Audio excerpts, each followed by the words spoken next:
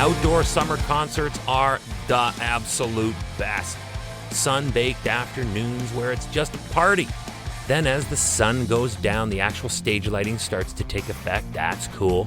And by the time the headline act closes in the pitch dark, the field clears of its exhausted and delirious revelers looking hopelessly for their cars.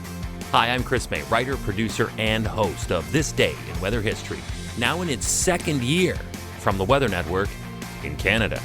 Today we look at how the wind took over at the Indiana State Fair moments before the band Sugarland were set to come on stage. This day in weather history. Right here on this podcast back on June 24th, I featured another concert festival affected by weather that ended in near catastrophe. That was the Glastonbury flooding of June 24th. A wind gust out ahead of an approaching severe thunderstorm cell hit the temporary roof structure of the Indiana State Fair's main stage, causing it to collapse. The heavy structure fell on the crowd below, who likely considered themselves the lucky ones to get a spot up close to the stage. They might have even stayed in line for hours or days to get that spot. This tragedy killed 7 people and injured 58 more. The members of Sugarland were in a tour bus preparing to come on stage when this collapse occurred at 8:46 p.m. Remember that time. That has everything to do with this story. The storm system should not have taken anyone by surprise.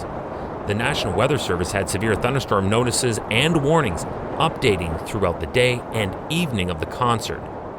There were even automated text messages about the forecast sent to the various state fair personnel on their cell phones. Here now is the sequence of events that led to the fatal collapse. 8 p.m. Cindy Hoy, Executive Director for the Indiana State Fair Commission, calls a meeting to discuss how the weather forecast might affect the 8:45 start time for the Sugarland headline show. The storm was forecast to arrive at 9:15, 30 minutes after the concert's start. Hoy wanted to delay the show until the weather had passed. A team official took that message to Sugarland's production team. The managers only knew about the rain.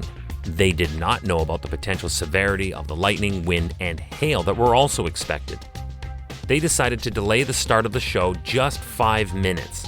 That would have had it starting at 8:50 p.m. in order to allow the band time to warm up.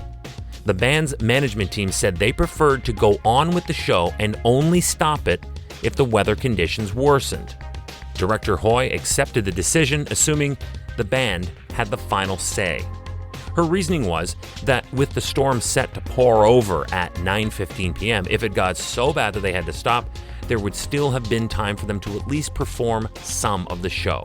8:30 p.m. Director Hoy was approached by State Police Captain Brad Weaver. He was concerned about the threat to public safety that the approaching weather would pose and recommended that the show be stopped before it even gets going and the fans are all therefore trapped on the grounds. Fearing this might be too late for an orderly exit, he also recommended they put together an evacuation plan for the crowd. Hoy directed her staff to make immediate preparations for an evacuation. 8:39 p.m.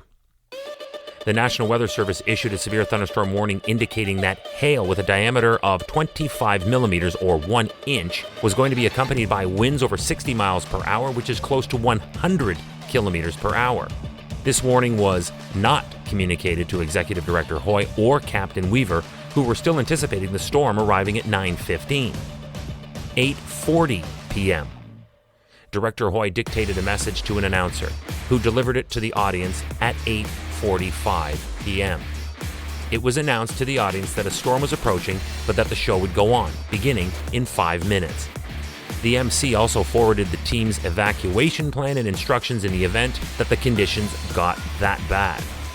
But with the idea that they still had 45 minutes, there was no directive to actually proceed with an evacuation. Captain Weaver heard the MC's announcement, but sensed that this was a bad idea. He ran fast to find Director Hoy and insisted that the show be canceled immediately. She agreed, and the two started out toward the stage to call it off. That was within the 60 seconds that separated the announcement at 8:45, and remember what I told you to remember off the top, 8:46. Before they even made it to the stage, that fatal wind gust hit the structure, buckling it and collapsing it before they were able to announce an evacuation. In the final investigations, it was concluded that the rigging that failed did not meet industry safety standards. It also stated that the Indiana State Fair officials did not have a fully developed emergency plan. On August 13th, 2011, this day in weather history. Tomorrow is August 14th.